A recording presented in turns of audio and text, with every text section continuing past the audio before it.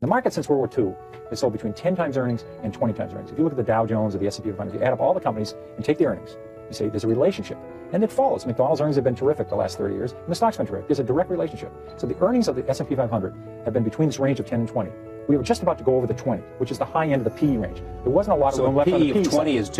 is at the top of how high it should ever be. Right. It's been over there only a few times ever over 20. And that's when usually inflation is about zero. In the early 60s, when inflation was about zero, we were a little bit over 20. Now we have a very low inflation rate. So if you usually have subtracted inflation from 20, you've had the PE of the market. That's been a pretty good ratio. When inflation was 12%, you remember in the early 80s, we had an 8 or 9 PE in the market. Peter Lynch emphasizes that, historically, the market's price-to-earnings (PE) ratio for indices like the Dow Jones and S&P 500 typically falls between 10 and 20 times earnings.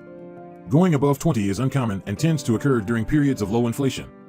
This suggests that the PE ratio is influenced by inflation, with a subtracted inflation rate of 20 often used as a reference point for assessing market valuation.